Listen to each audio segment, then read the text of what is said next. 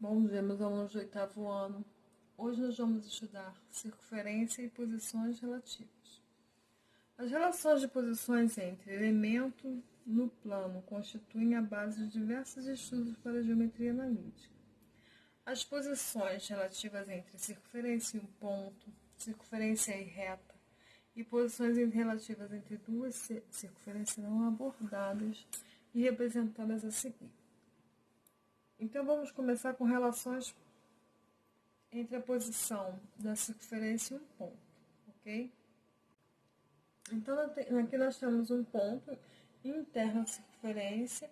Isso implica que a distância do ponto P até o centro da circunferência é menor do que a do raio, tá vendo? Ela é interna, então é menor do que a distância do raio, ok?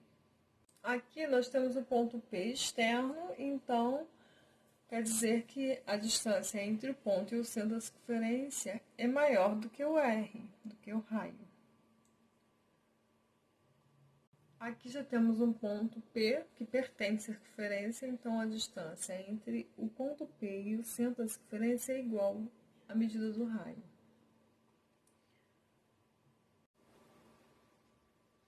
Então, nós vamos conhecer agora a relação entre a reta e a circunferência. A reta é externa à circunferência quando a distância entre o centro da circunferência e esta reta for maior que o raio, ok? Então, aqui nós temos o raio, ainda tem esse pedaço aqui de distância, então a distância é maior do que o raio da circunferência. A reta se chama tangente à circunferência quando essa distância do centro até a reta for igual ao raio, tá? Então, ela é tangente, ela tem um ponto em comum com a circunferência, ok?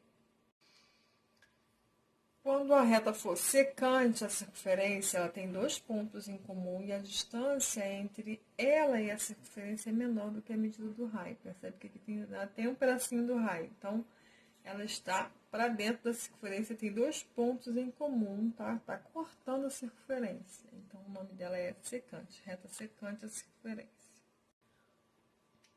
Agora nós vamos conhecer a posição entre duas circunferências. Então, quando elas não possuem ponto em comum, elas são exteriores, tá vendo? Elas são externas. E a distância do centro da primeira com o centro da segunda, a soma dela ainda vai ser menor do que essa distância. Essa distância é maior, tá vendo? Ainda tem um pedacinho aqui. Então, aqui ela também não possui ponto em comum, mas uma é interna da outra, sendo que o raio de um menos o raio da outra, a sua distância ainda é menor do que essa subtração, tá? Então, quando duas circunferências possuem um ponto em comum, elas são chamadas de tangentes. Então, a circunferência da tangente, nesse caso aqui, ela é interna, tá?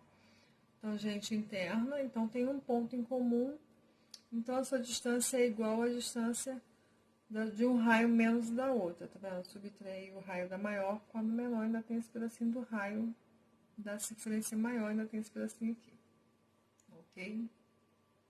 E aqui nós temos a tangente externa, tá vendo?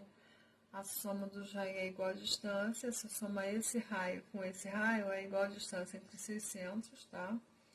Então, elas são tangentes externas, tangente interna, a distância é igual à subtração, tá vendo? E aqui ela já é igual à soma. Aqui, duas circunferências, quando possuem dois pontos em comum, elas são secantes.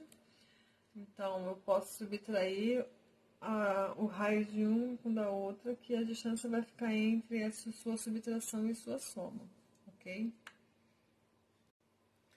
Aqui nós temos a circunferência concêntrica, tá vendo? O centro de uma é o mesmo, é igual ao centro da outra, tá? Sobreposto. É como se eu colocasse dois discos um sobre o outro, tá? Então, nós vamos ver os nossos exercícios e até a nossa próxima aula.